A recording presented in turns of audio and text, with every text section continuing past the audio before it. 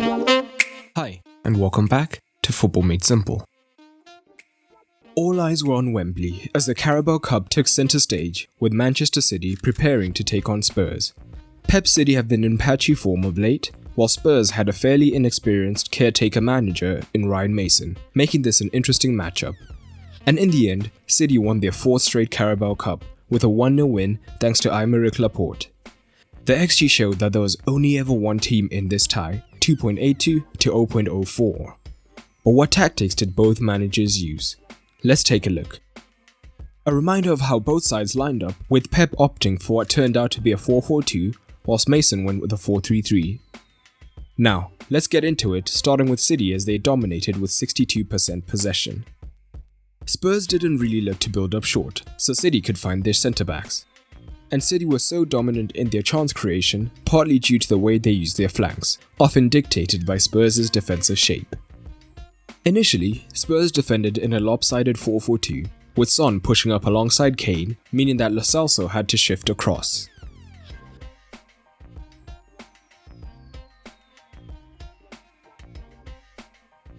However, because City used De Bruyne and Foden up front, who were effectively dual false nines who loved to drop into the midfield to cause an overload, Lo Celso couldn't push out as a regular winger and instead had to play in this hybrid zone to prevent Spurs from being too overloaded. And in fact, City often looked to increase this superiority, with Cancelo often moving in to be the second pivot alongside Fernandinho, which we will explore more shortly. But this superiority meant that rather than look to press the centre-backs in a 1 vs 1, Son and Kane sat deep and narrow, looking to cut off City's pivots.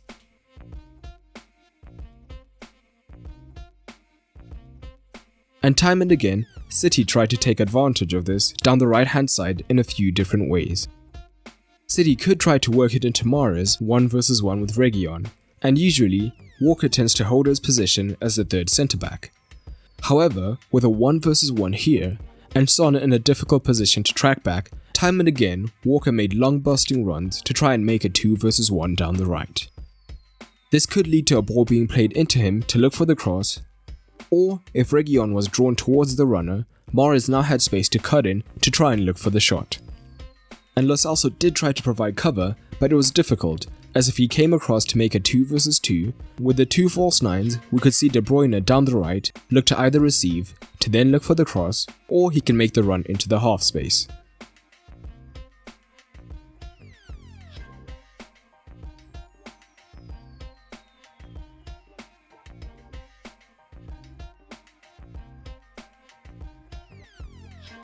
Alternatively, Walker could move higher to receive into this space early. And if Lo Celso looked to close him down, Spurs would be back to having an outnumbered central midfield, and Foden and De Bruyne would look to find pockets of space in which to receive. City could also look to have 3 men out wide, often with a midfielder, or Mahrez moving into this space to receive. And again, Spurs' midfield were reluctant to cover due to the central overload.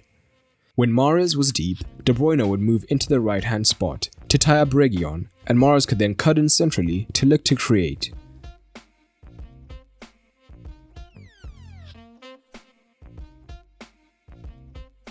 But the left is where City did most of their damage. Spurs shifted to a narrow pressing 3 in the second half, protecting the centre more with the extra forward, as well as Lo Celso moving more central. But City could now commit one or both fullbacks wide and high early, as the forwards still weren't pressing the backline to cut off the outlets.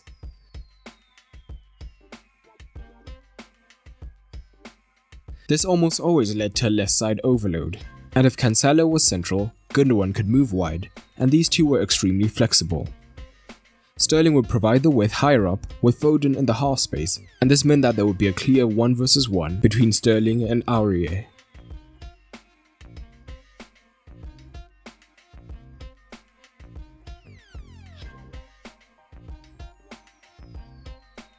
And we often saw Gundogan look for this ball between the centre-back and the full-back, as Foden's presence made it difficult for the centre-back to move across to cover. And Sterling had the beating of his man, often getting into great positions for the cutback.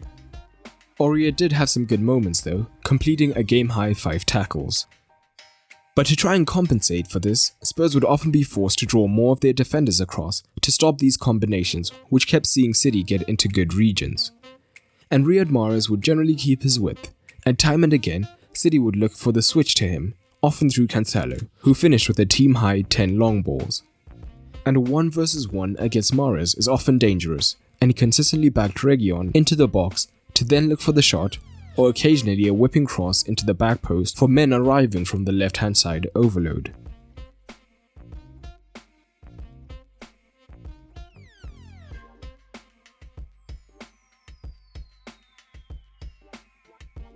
Spurs did have some better moments on the transition, however. The key was, with no attacking midfielder to link the forwards to the midfield, it would be Kane dropping behind City's double pivot, and Son came central early, and the threat of his pace forced the centre-backs deep, creating more space.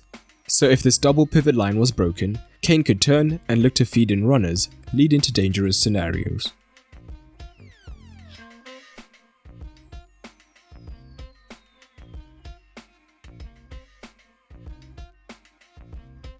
Now, let's look at what happened when Spurs were on the ball. From the goal kick, Spurs dropped their centre-backs alongside Lloris whilst pushing their full-backs higher. City pushed up in this 4-4-2 shape, and initially Spurs didn't dare play out, and instead would go long.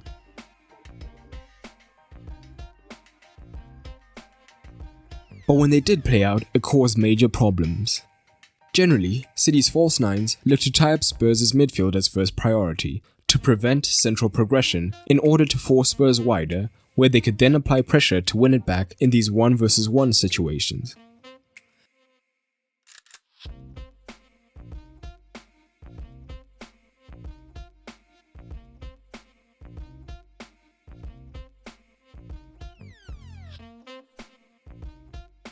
But when Spurs did look to go central, City pressed with one forward at a time, using their cover shadow to cover one pivot, whilst the other tied up the other midfielder. Again, heavily limiting Spurs' options with centre-backs who aren't the best on the ball.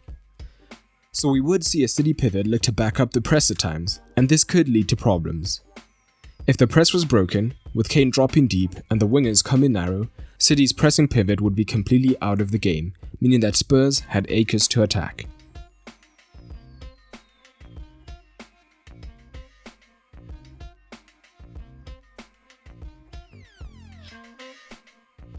But overall, this match was complete domination by City from start to finish, and they will look to use this momentum coming into the Champions League. Spurs will hope they can somehow maneuver a top 4 place, but with that seemingly unlikely, it looks set to be a disappointing finish to a season that started so well. But what did you make of the match? Drop it down below. And if you want even more content whilst helping to support the channel, consider checking out my Patreon at patreon.com/footballmadesimple. You'll get early access to videos, exclusive videos, as well as access to the upcoming FMS video podcast. But that's all for today, and remember, keep it simple.